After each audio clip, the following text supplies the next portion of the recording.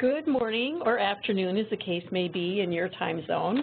Thank you for joining the Second Chance Act Statewide Recidivism Reduction Planning Grant Orientation webinar. The purpose of this webinar is to share information about this grant program, including steps to develop the statewide recidivism reduction plan, submission of the planning guide, and related timelines. We will also discuss resources that are available to support planning grants and answer questions about expectations for the planning process. On behalf of the staff and board of the CSG Justice Center, I congratulate you on your selection as a Second Chance Act grantee. Our team looks forward to working with you throughout the grant process. My name is Mary Heidel-Haight, Corrections Project Manager at the Council of State Governments Justice Center. Presenting today will be my colleagues Andrea Lee and Kerwin Henderson of the CSG Justice Center, as well as Deanna Hoskins, Senior Policy Advisor at the Bureau of Justice Assistance, U.S. Department of Justice. I'm excited to share that we're also joined by Sheila Lambert, Policy Programs and Grant Administrator for the Nevada Department of Corrections, a fiscal year 16 SRR Grantee. Thanks to all of you for joining the webinar and to BJA and Nevada for partnering with us on this presentation. Before getting started, I'd like to briefly talk through a couple of housekeeping items about how the webinar is going to work. Anytime during this webinar, you can ask a question by typing it into the Q&A panel on the bottom right-hand portion of your screen. This includes both technical and content-related questions. We will try to reply to the technical questions in the chat window as we go. For the content-related questions, we will keep a running list and address them all at the end of the webinar. We will do our best to get through as many questions as possible. If you encounter technical or audio problems during this webinar, please call WebEx Technical Support at 1-866-229-3239. Please understand that there are some technical issues you may not be able to resolve.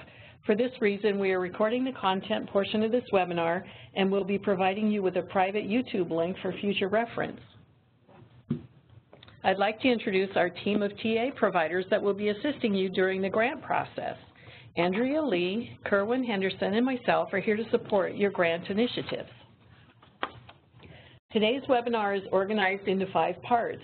First, we'll introduce BJA and provide an overview of the SRR grant. Deanna will walk us through some of BJA's expectations for SRR grantees and key program requirements. This leads us into an overview of the technical assistance provided by the Council of State Governments Justice Center through the National Reentry Resource Center. Then we'll talk about the SRR planning grant process and related technical assistance available to support your work. Finally, we'll hear from Sheila Lambert about Nevada's experience with an SRR planning grant and how that has informed their current implementation work. We'll wrap up with a question and answer session. I will now turn the presentation over to Deanna Hoskins, Senior Policy Analyst at the Bureau of Justice Assistance. Thank you, Mary.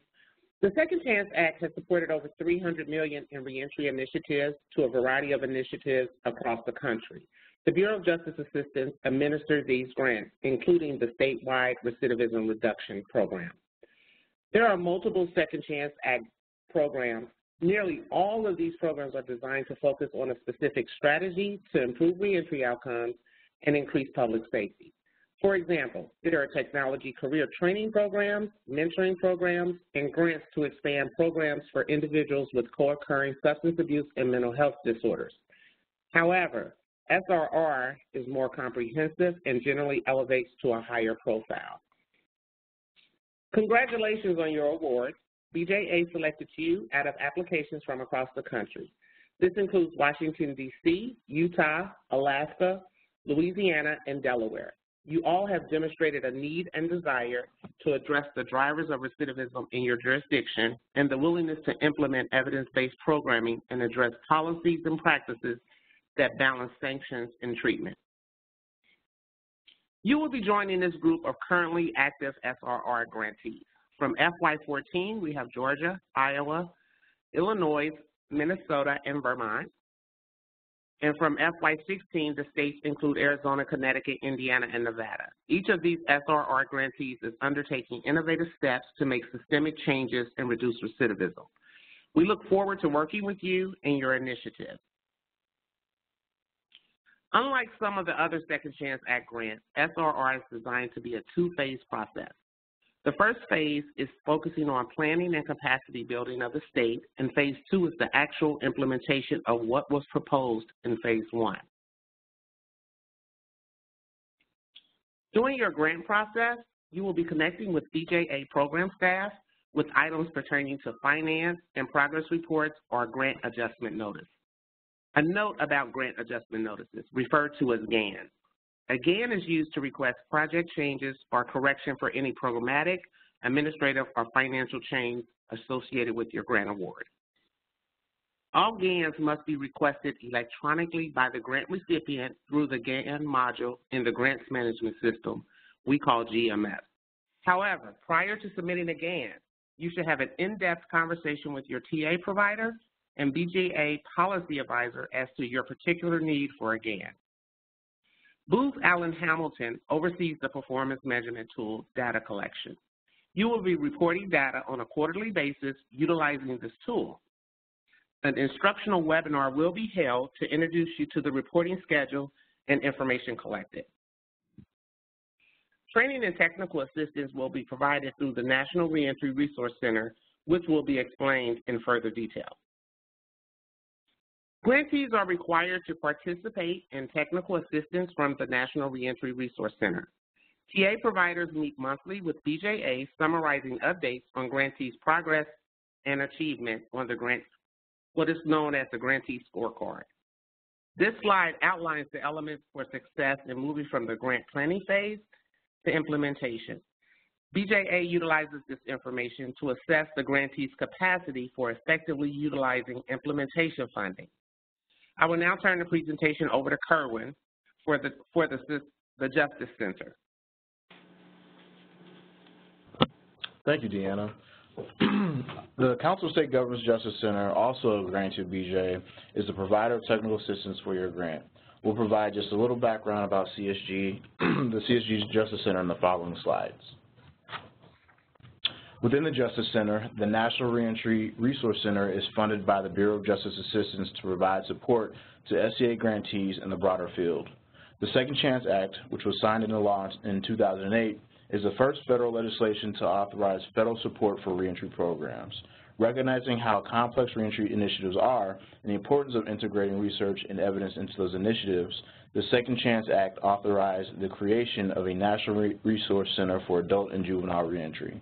In 2009, following a competitive process, the CSG Justice Center was selected to launch the National Reentry Resource Center and provide training and technical assistance to all other Second Chance Act grantees. We administer the NRRC in close partnership with BJA. The Second Chance Act grant programs are highly competitive and sought after, and policymakers at the federal, state, and local level are looking to SCA grantees to advance our understanding of effective reentry and recidivism reduction practices. We are wholeheartedly committed to providing support that will help you make the most of your grants, and we look forward to working with each of you as you implement your projects. The NRRC website is a great resource for all those seeking information about reentry. You will find a directory of our latest projects, resources, facts and trends, and items in the news. Each topic page provides links to recent research and publications and news about that subject. The NRRC regularly hosts webinars on a wide variety of topics related to reentry, and all webinars are recorded, archived, and available on our website. You can find these distance learning tools under the Resources tab. Also, under Resources, you can find publications. The NRRC is building a large online library of publications related to reentry. To date, there are over 1,200 items in our library. Through the search box on our site, you can access our publications as well as any other publications in the library. The Justice Center is also home to several projects such as the Reentry and Employment Project and the What Works in Reentry Clearinghouse. The Employment Project is rooted in working with business leaders, policymakers, and practitioners across the country, working on corrections and workforce to collaborate with the goal of improving reentry and employment outcomes for individuals with criminal histories. The Clearinghouse is a one-stop shop for research on the effectiveness of a wide variety of reentry programs and practices developed in partnership with the Urban Institute. We are constantly adding new resources webinars, funding opportunities, and other news to our website, and we send out a monthly newsletter that will connect you to these new resources. We encourage each of you to sign up for our newsletter, which you can do on our website if you haven't already done so. From here, we'll talk a bit about the planning grant process. SRR takes a planning and capacity building approach to develop sound organizational infrastructure. The collaborative strategic planning in SRR should guide systemic capacity building, which will eventually lead to the implementation of evidence-based programmatic interventions. After planning, the implementation of these interventions should result in the desired recidivism reduction goal in your state. In addition to the plans you will develop as an SRR grantee, you will also be expected to establish a collaborative decision-making body and planning process, provide a statewide definition of recidivism and demonstrate the capability to access and obtain data, convene an SRR force of state leaders and stakeholders, assess current recidivism reduction policies and implementation gaps and barriers, among other things. After meeting these expectations during the planning part of your grant, you will have created a plan to submit for assistance in implementing your state's recidivism reduction plan.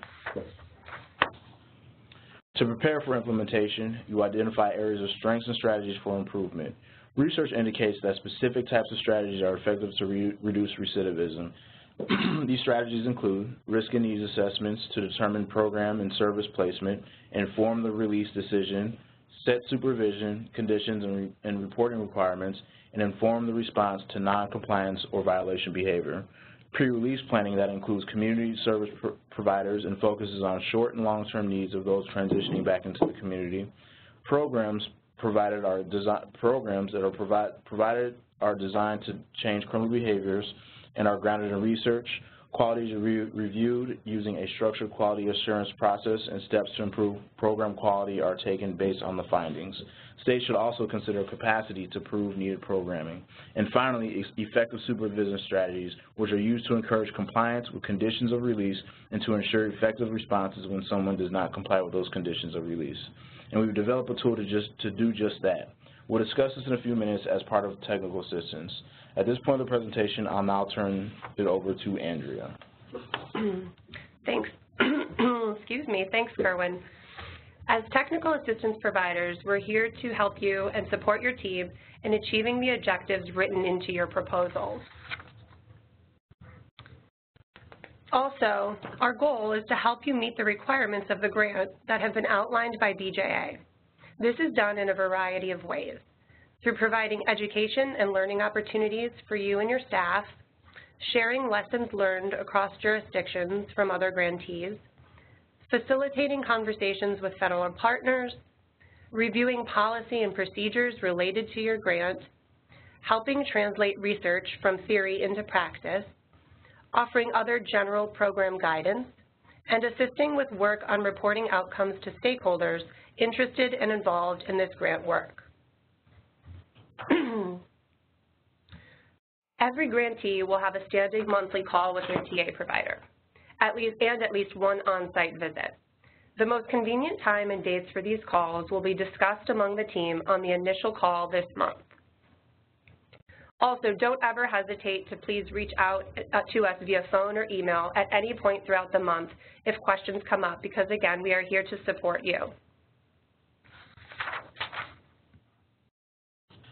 In line with BJA's priorities, and in addition to the on- and off-site TA, BJA and the NRRC will be hosting an SRR conference April 16th and 17th, which will be a day-and-a-half event in DC that highlights the FY14 states as centers of excellence and provides an opportunity to share lessons learned with the FY16 and 17 cohorts. Topic areas include risk and needs assessments, staff training and capacity building, quality assurance, and data collection and evaluation. Now we'll talk a little bit about the SRR planning process. One tool that TA providers use to guide grantees through the planning process is called the Planning Guide, formerly known as the P&I Guide. This guide will walk teams through each step of the process leading up to preparing for the implementation proposal. It is important for you to work with your team of stakeholders and your TA provider to complete each section of the planning guide in phases based on your TA provider's instructions. You'll be asked to fill out specific exercises prior to the NRRC monthly calls and send those exercises to your TA provider. We'll also then take time during each call to discuss the exercises and talk through any specific questions. After each section is complete, TA staff will then inform you of the next exercises and plans. To get a better sense of a timeline, the section deadlines are listed in the table of contents in the planning guide, so you can plan accordingly.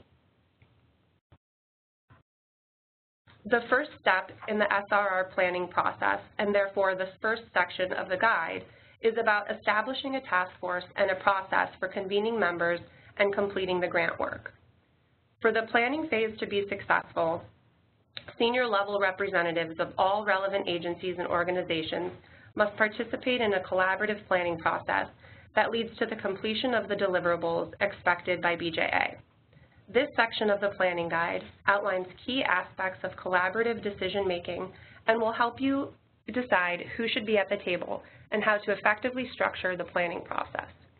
In this exercise, you'll be prompted to answer questions about the composition of your task force and delineate your core planning team that will consistently meet with your TA provider.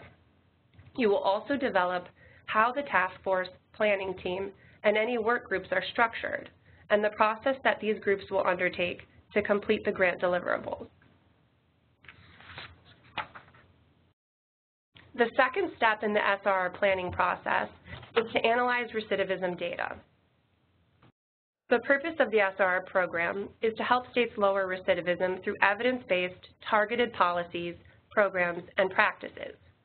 As such, it is important for grantees to begin the planning process with an assessment of their statewide recidivism rate by identifying the factors that may affect the rate and setting ambitious but attainable reduction goals. BJA expects that applicants for implementation funding are able to measure the key data points mentioned in the guide.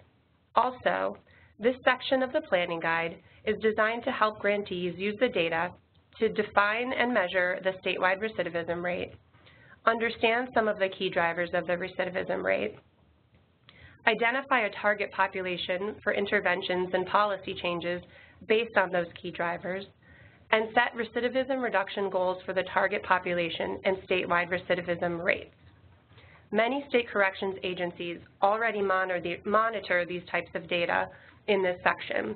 However, that is not universally true, and some states will need to undertake new data analysis to complete this section of the guide. The third step in the planning process is to assess policies and barriers that impact recidivism reduction. This section of the guide provides background on 3 evidence-based principles of risk reduction. The principles on this slide reflect the policy areas.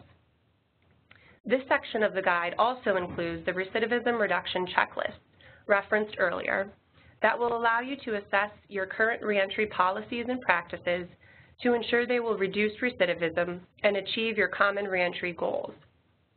The checklist addresses 3 areas that BJA expects you to focus on when planning your recidivism reduction initiative. 1 is using the risk and needs assessments to inform resource allocation decisions and individual case responses. 2, establishing programs and practices that reduce recidivism and ensure they are implemented with fidelity.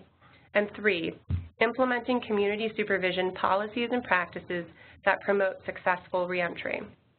Your planning team should assess the status of implementation for each of these items in the checklist and identify barriers and gaps to implementation.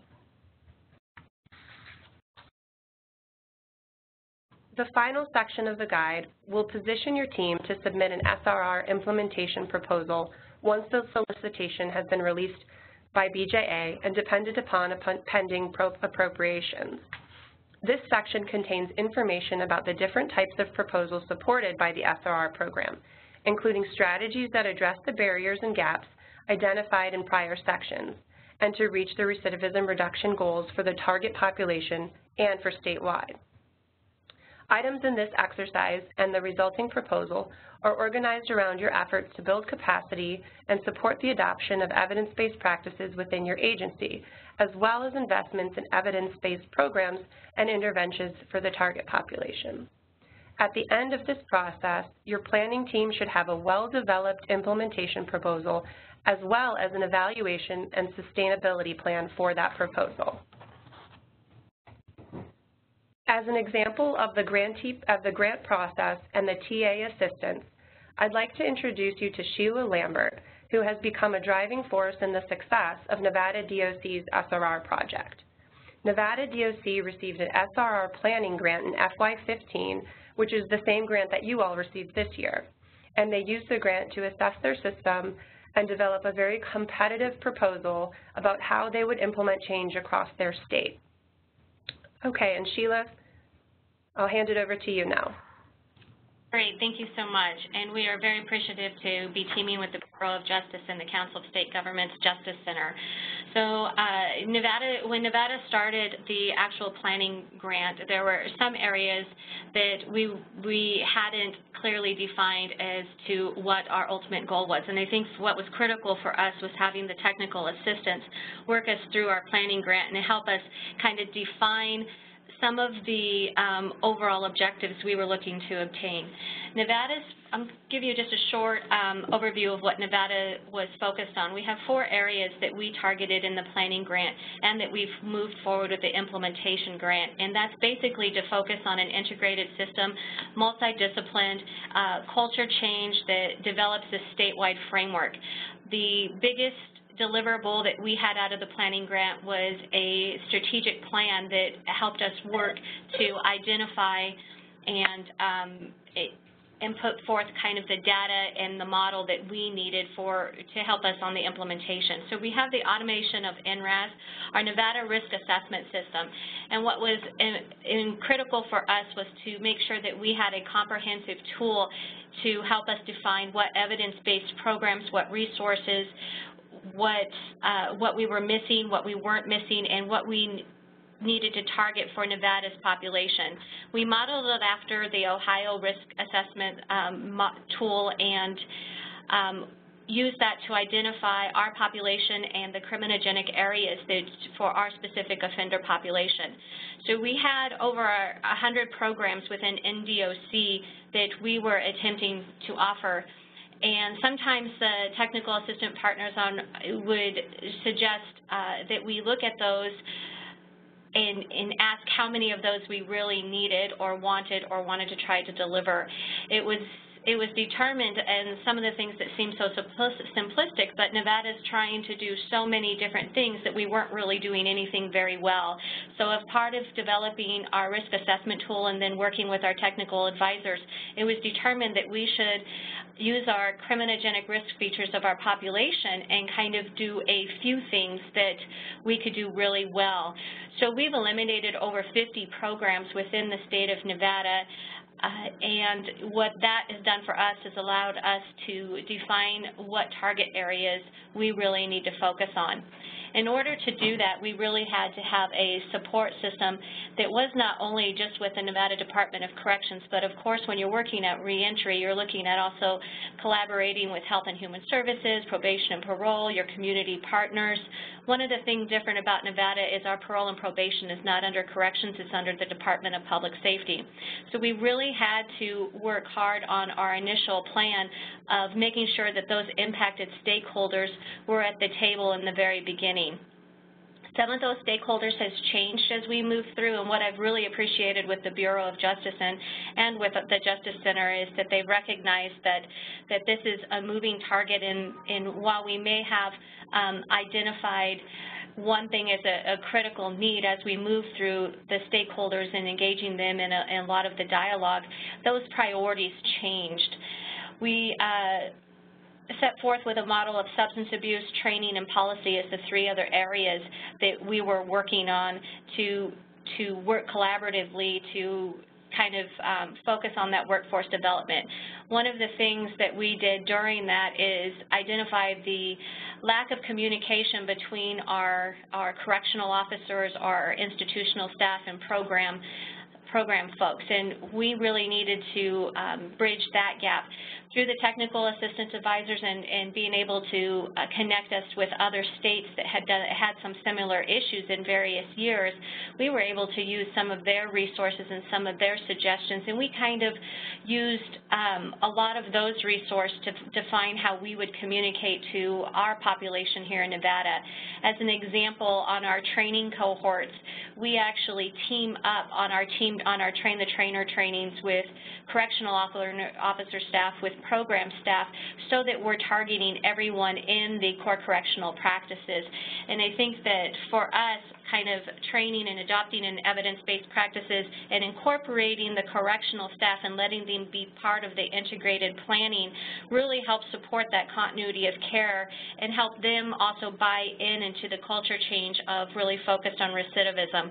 Recognizing that if we have our base of community partners, we're looking at Medicaid eligibility prior to release, that we're able to have that warm handoff to our probation and parole, to our health and human services, our FQHCs and others, and it was much more linear than if we had focused on just programs on itself. We also made sure that in our training that, as many of us have gone to many trainings in the past, sometimes we sit there and listen, and we might just be thinking about our grocery list because it's basically time in the seat. And what we did was make sure that not only that there was tests that had to be completed, and test is a harsh word, or an evaluation, where there had to be a minimum score obtained so that you actually had to listen to the material, you actually had to be able to know what was being communicated and then be able to communicate that back to the staff. As part of that, we've also worked with our quality assurance manager to make sure that our audit instruments on not only the class but on our evidence-based program. Everything we're looking at in Nevada is to do data-driven decisions. We know that in developing the planning guide, we had to make sure everything was measurable. We had a lot of pie-in-the-sky ideas, but once you get actually down to developing that strategic plan and you take it before your various boards, you take it to the governor or the legislature, they're really asking us, if we're going to give you additional funding after the grant, how are we going to determine what is a success and what is a failure? And we've had a lot of assistance in helping us in some of those more subjective areas in defining some programmatic tools to help us have some sort of performance measure moving forward.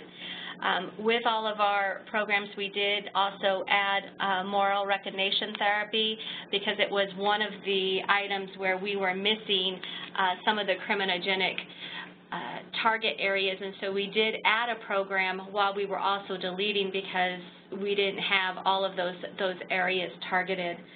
When we are working now on our implementation, I will tell you that the most important thing that I could potentially stress to a new partner is to make sure that you have the buy-in from your leadership and that you have all ranges of individuals on your stakeholder committees, from a correction officer to your director. It's been critical in Nevada to make this a statewide initiative because of that continuity of care and collaboration. If we want any chance of reducing recidivism, then we also have to have those individuals who are supporting the inmates who are reentering into our community be part of the same solutions. And many of our partners have come up with suggestions, have included us in other grant activities, want to work with our populations because they see the need and then they see what success it could have. Anytime we could reduce the number of individuals institutionalized within the Nevada Department of Corrections, it opens up more general fund dollars for other programs. And since we are a big part of the general fund budget here in Nevada, that was one way we were able to work with leaders of other departments and agencies and engage them. And that's a really quick overview of Nevada. We have so many areas in there, and we are just incredibly fortunate to have partnered with the Bureau of Justice. There's one other thing I want to talk about. If it wasn't for the technical assistance provided and being able to have that open communication as to what we were succeeding on and what we needed improvement on, then we would not have known to add case planning in our second year. Thanks to Vermont and communicating with them, we recognized many of the shortcomings and challenges that they had, and they're moving into their third year. So we modified our implementation plan based on the needs and based on what other states have been going through to make sure that we can be more effective on our delivery. And that was just one example of having that resource center available to us and learning those best practices and the challenges of other states. So with that, I will throw that back over to Andrea. Thank you, Sheila. Thank you for your insight and for all your great work there. So now we'll open it up to listeners for an opportunity to ask some questions of the panelists. So please enter your questions in the Q&A box on your screen, and we will try to get to as many as we can. If we don't get to your question today, please don't hesitate to shoot us an email after the webinar. Okay, we have one question here. I think it is for Sheila. Sheila, could you tell us how you decided who would be sitting on your core planning team? Yes, thank you. So for the core planning team, there is always a tendency to want to put a lot of big names on those. What Nevada had learned from some work in some other states is that it's not really the director who's going to do the day-to-day activities. So as part of our core team, we identified the leaders of substance abuse, mental health, probation and parole, and we kind of identified those top individuals, not top, but those individuals who are actually doing the work and understand the policies and procedures and the limitations within those specific areas. Thank you.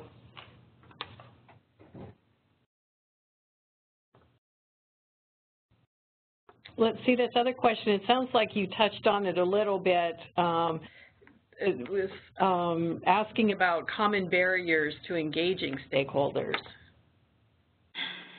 Well, in Nevada, we have a lot of common barriers. We're what we call a cowboy state, and everybody likes to stay on their own ranch. And so what we had to do was kind of identify some of those areas where we had common interest and they overlapped. It's really important to make sure that those partners you're working with, for example, when we work with DETR, they have WIA funding. They also have a percentage of a lot of federal funding in various departments and agencies that request that you target reentry or at-risk populations. So we were able to make sure that as we were moving forward, that there was always something on an agenda, always something moving forward that impacted the other agencies as much as it impacted NDOC, because we really needed to get them to be vested into the overall statewide recidivism plan. I also want to say Governor Brian Sandoval, when he developed, we have an executive orders for a statewide reentry task force, and on that task force, he included a number of directors and leadership across the state, and he holds them accountable at his director level meetings, and it's been through the governor and the governor's staff that have also helped us identify what those common goals or barriers. We took our strategic plan, which was developed out of the planning, and took it to the reentry task force for approval. And so once you have that task force approving and you've got all of those details identified within that strategic plan, then those directors have to be vested, because then they have to report back to their boss at whether or not they are achieving those goals. Thank you, Sheila. I think that's some really practical advice for the new grant recipients. Are there any other questions out there? Please enter them in the question and answer box there.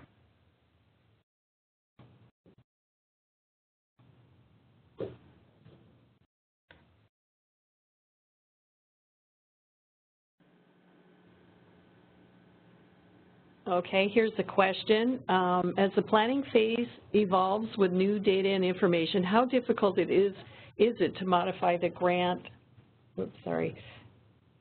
My question just disappeared on me. To allow changes in the scope if they are warranted. I can tell you from Nevada's perspective that the Bureau of Justice and the Council of State Governments has, as long as we continue with our reporting monthly and we continue with the engagement and that we share with the partners why something has changed. Because, of course, when you implement or you start moving forward, nothing is as you've ever planned, and you identify new obstacles or shortcomings, and Nevada is no exception to that. Rather not, we were attempting to initiate one particular goal. We found limitations within state law that we didn't know existed prior. And any time we've communicated that information and how we're going to either refocus those efforts or we're going to have to delay them till a future year until we get some policies in place or those sort of things, it just really for us took just a lot of just communication. We've had GAN requests in terms of some repurposing of the funds based on the needs, minor ones, and we've had some GAN requests in terms of some programmatic activities and how we make those deliverables. And for Nevada, this has been one of the most collaborative and easy grants in terms of making those modifications. But again, that's the great part of that is that you have those monthly phone calls. You're getting into those details. You're working very closely with your TA advisor. And I know that what many people might think as to what I thought before, a lot of times with federal grants, technical assistance is and just to be candid, almost like a blowhard sort of word, and you never really get it. You're really telling people what you're doing and you're just reporting. This is truly collaborative in the sense that you're getting feedback on what you do, good, bad, and the indifference. You're getting suggestions. And as long as you continue with that engagement, those changes they don't even seem like changes. They just seem to be part of the overall process. Thanks, Sheila. I don't know if Deanna has anything to add to that, but it sounds like you've had some good experiences working through that process. And I know that we emphasized earlier in the webinar that that's really important to communicate if you anticipate any changes that will need any kind of grant adjustment notice, to communicate that to your TA provider, and they will have a conversation with BJA about those before you get to the formal process. Yes, Mary, that is very important for communication. So for one, that you don't miss any lag time in the movement of your activities, but also just to make sure that what you're thinking, you may be thinking a change doesn't require a grant adjustment notification, and then only to find out that it did require that, and that the activities that you have taken on may not be reimbursable through the grant because you didn't get that grant adjustment notice in. So it's very important to communicate with your TA provider, who then communicates with the policy advisor, so that we can get that approved and that we all agree that, yeah, that is a required adjustment that is needed for you to continue, but that also the adjustment is notated into the system so that those activities can be covered. Thanks, Deanna. And we're not seeing any more questions, so I would like to give a special thanks to Deanna Hoskins of BJA, Sheila Lambert from the Nevada Department of Community Supervision, and Olivia Randy at CSG, who has been our technical assistance provider, as well as Andrea and Kerwin here at the CSG Justice Center. Remember to take time to sign up for the NRRC mailing list for key resources. And this concludes the webinar.